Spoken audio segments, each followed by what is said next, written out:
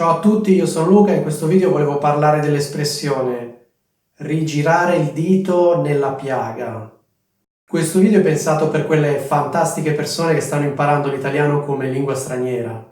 Se sei una di queste, continua a guardare. Allora, vi premetto che questo modo di dire ha diverse varianti. Io vi ho detto la variante che preferisco, cioè rigirare il dito nella piaga. Ci sono persone che usano il verbo rigirare, ci sono persone che usano il verbo girare, poi ci sono anche persone che usano il verbo mettere.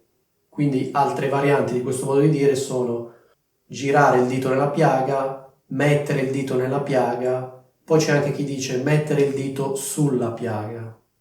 Ci sono poi altre varianti in cui al posto della parola dito c'è la parola coltello, comunque il significato è lo stesso, quindi alcune persone dicono rigirare il coltello nella piaga, altre persone dicono girare il coltello nella piaga, altre persone ancora dicono mettere il coltello nella piaga. Sia le varianti col dito sia le varianti col coltello sono molto comuni. Queste sono tutte varianti, come dire, legittime e valide, cioè usate quella che preferite. Probabilmente non conoscete la parola piaga anche perché fa parte di un registro antiquato. Oggi nell'italiano contemporaneo non si dice più piaga, ma si dice ferita. Quindi piaga è una variante arcaica della parola ferita. Nell'italiano contemporaneo nessuno dice più piaga, dicono tutti ferita, però in alcune espressioni idiomatiche è rimasta questa parola.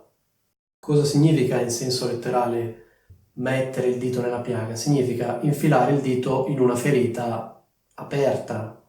Cosa significa rigirare il dito nella piaga? Significa che dopo che abbiamo infilato il dito in questa ferita, lo muoviamo, lo spostiamo, lo rigiriamo in questo modo. Questo vuol dire rigirare o girare il dito nella piaga.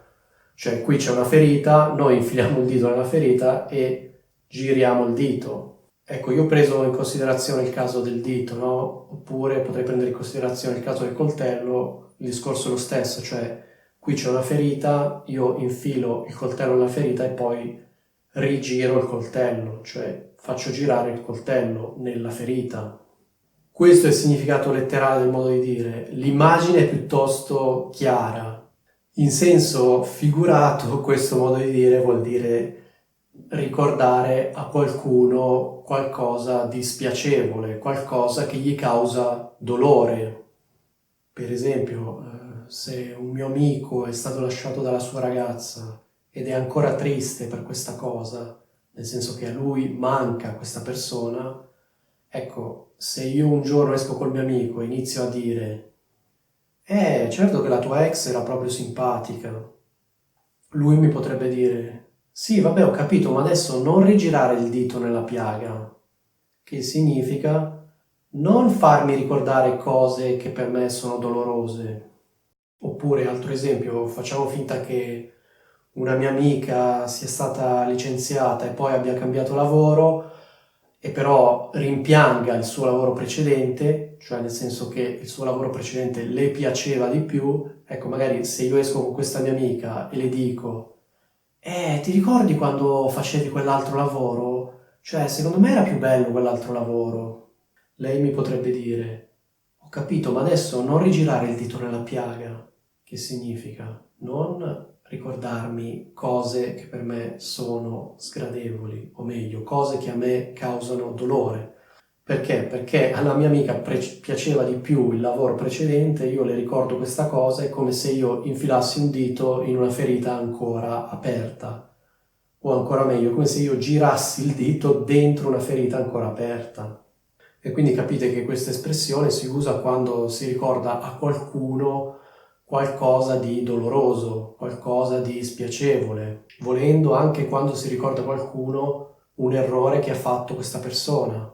E per questa persona quello che noi facciamo equivale a rigirare il dito in una ferita ancora aperta. Quindi capite che questo modo di dire coglie l'idea del sadismo della persona che rievoca, fa ricordare una cosa dolorosa.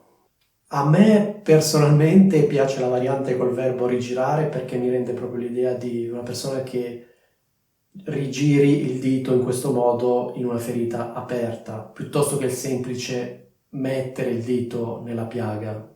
Ecco, secondo me in questo caso il verbo rigirare coglie meglio l'idea del sadismo, della mancanza di tatto, mancanza di sensibilità che impedisce alla persona di capire che magari all'altro dà fastidio questa cosa.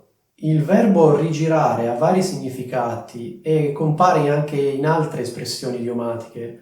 Per esempio, compare con un altro significato nell'espressione rigirare la frittata. Qualche tempo fa avevo fatto un video anche su questo modo di dire, vi metto qui il link, mi raccomando, dategli un'occhiata.